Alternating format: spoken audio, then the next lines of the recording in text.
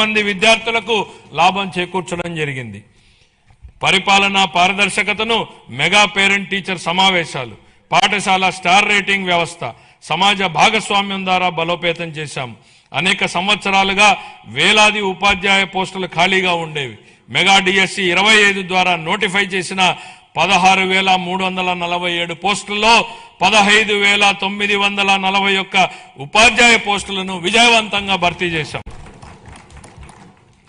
ఉపాధి గౌరవం మరియు అవకాశాలను సృష్టించినప్పుడే వృద్ధికి అర్థం ఉంటుంది. భవిష్యత్ ఉపాధి అవసరాలకు అనుగుణంగా సమగ్ర నైపుణ్యాభివృద్ధి వ్యవస్థను రూపొందిస్తున్నాం. విద్యా పరిశ్రమలు మరియు అభివృద్ధి చెందుతున్న సాంకేతిక రంగాల మధ్య సమన్వయంపై దృష్టి సారించాం. ప్రత్యక్ష అనుభవాల్ని కల్పించేందుకు అన్ని ప్రభుత్వ ఐటీఐలు 167 పరిశ్రమల భాగస్వామ్యంతో అవగాహన ఒప్పందాలు కుదుర్చుకున్నాయి.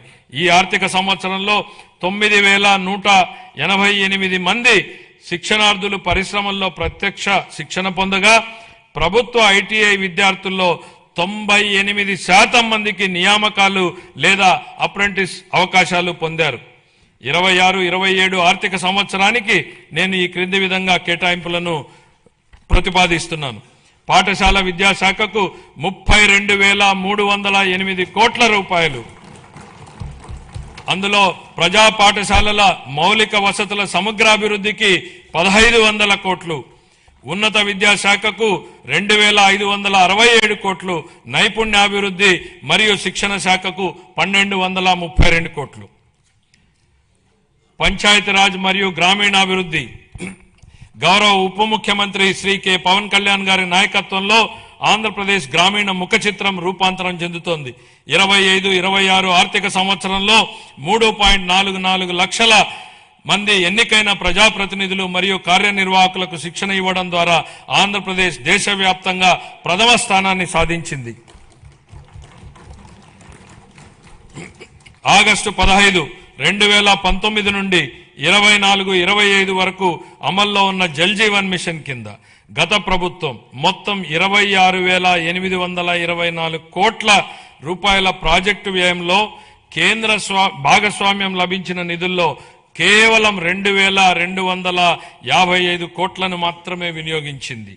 23-24లో కేంద్రం నుండి అతి తక్కువ కేటాయింపులు వచ్చినప్పటికీ ఛత్తీస్గఢ్, జార్ఖండ్, గుజరాత్, ఒడిశా వంటి రాష్ట్రాలు ఆంధ్రప్రదేశ్ కంటే ఎక్కువగా ఖర్చు చేశాయి.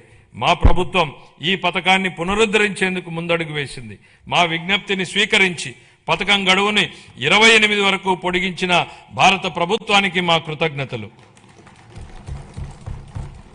దీర్ఘకాలిక స్థిరత్వ సమస్యలను పరిష్కరించడంతో పాటు 100% కవరేజీని సాధించేందుకు ఉపరితల జల ఆధారిత మల్టీ విలేజ్ స్కీమ్స్ ద్వారా ఈ కార్యక్రమాన్ని పునర్వ్యవస్థీకరించాము. ప్రతి వ్యక్తికి 55 లీటర్ల తాగునీటి సరఫరాను చేసే విధంగా దిశగా చర్యలు తీసుకోవడం జరుగుతోంది. గ్రామీణ అనుసంధానతను బలోపేతం చేస్తూ 4,000 కిలోమీటర్లకు పైగా గ్రామీణ రహదారుల పనులు చేపట్టడం జరిగింది. వీటిలో అనేక పనులు పూర్తి చేయడం జరిగింది. మిగతా పనులు ముగింపు దశలో ఉన్నాయి.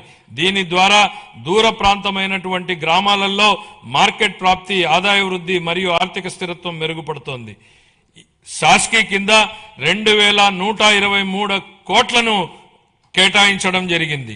26-27 ఆర్థిక సంవత్సరానికి పంచాయతీ రాజ్ మరియు గ్రామీణాభివృద్ధి శాఖకు 22,942 కోట్లను కేటాయించాలని నేను ప్రతిపాదిస్తున్నాను.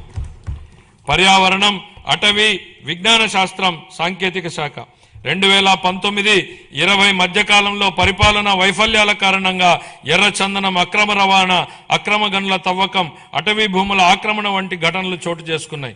ఆంధ్రప్రదేశ్ను హరితాంధ్రప్రదేశ్గా తీర్చిదిద్దడం మా లక్ష్యం.